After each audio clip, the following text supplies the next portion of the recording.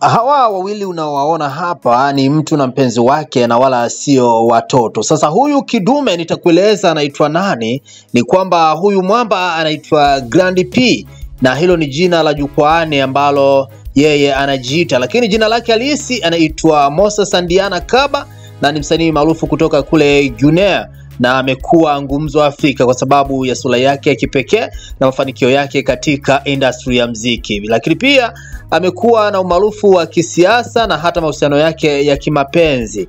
Sasa hapa nitakupitisha zaidi kwenye mambo kadha kumuhusu huyu mwamba kumuita Grand P ambaye anaonekana hapo akiwa na mpenzi wake ambaye pia anaonekana kama vile mtoto. Ni kwamba Grand P anajulikana sana kwa muonekano wake wa kipekee kutokana na ugonjwa wa kuzaliwa unaoitwa progeria ama dwarfism, kimo kifupi kupita kawaida na mabadiliko ya mwili. Hii huaga inatokea pale mtu anapokuwa anauma huu ugonjwa wa progeria ama dwarfism. Ni kwamba ingawa ana umbo dogo na ulemavu wa kimwili, amekuwa na ujasiri mkubwa sana ambao umemfanikisha kuweza kuvuka mipaka mingi ya kimaisha.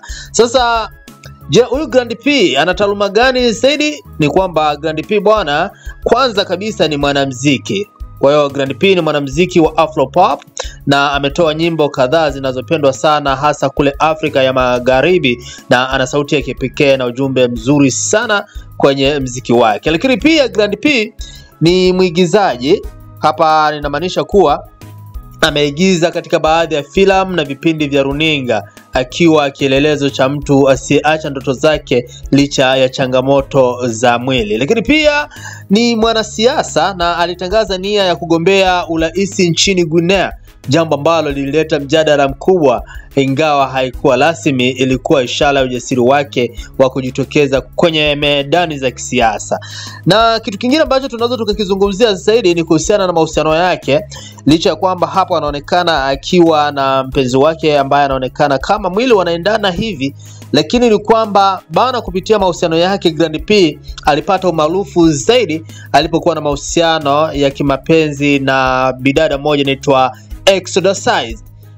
Huyu Exodusized ni jina ambalo ni maarufu sana huko Ivory Coast, ambapo inajulikana kuwa huyu Exodusized baba yake anaitwa Yao, sio Yao huyu mchezaji wa Yanga, no, anaitwa Yao baba yake na Exodusized. Sasa huko bana Ivory Coast, mwanamitindo huyo maarufu kutoka Ivory Coast aliingia kwenye mahusiano na Grand P na uhusiano wao uliwavuta watu wengi mitandaoni. Wengi waliunga mkono, wengine walikejeli, lakini walionyesha kuwa mapenzi hayana mipaka. Huyu Grand P bwana alimoa huyu bidada ambaye alikuwa na umbo kubwa, yani alikuwa na umbo kubwa kiasi kwamba wakiwa pamoja alikuwa anaonekana kama mtu na mtoto wake. Sasa kitu kingine ambacho unatakiwa kukifahamu ni kuhusiana na ushawishi katika mitandao ya kijamii, ambapo huyu mwamba kumuita Grand P ni maarufu sana kwenye mitandao kama kule Instagram na Facebook, ambako zaidi uposti picha, video pamoja na ujumbe wa motisha, wengine wanasema motivation, ambapo ameweza kuonyesha zaidi kuwa ulemavu sio kizuizi cha mafanikio. Na ni kweli ukiangalia zaidi ni kwamba katika mafanikio ambayo anayo anawazidi hata watu ambao sio wafupi ama hawana ugonjwa huo wa muonekano wake. Sasa ni ujumbe gani kwa dunia ambao Grand P anajaribu kutuma kulingana na kile ambacho anakifanya na muonekano wake? Ni kwamba Grand P bana ni mfano harisi wa kuonyesha kuwa muonekano sio kipimo cha mafanikio,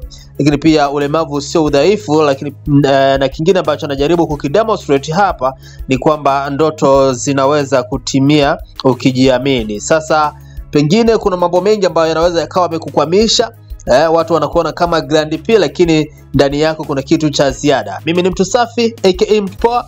Hii ni Funny Facts. Tukutane wakati mwingine. Hakikisha una subscribe, una like, una comment, lakini pia hakikisha umetufollow kwenye mitandao mingine ya kijamii. Kule Instagram na Facebook tunatumia Mtu Poa, lakini kule TikTok tunatumia Mtu Safi, na hapa YouTube tunatumia Simulizi Forum TV. Bye bye kwa sasa. Tukutane wakati mwingine.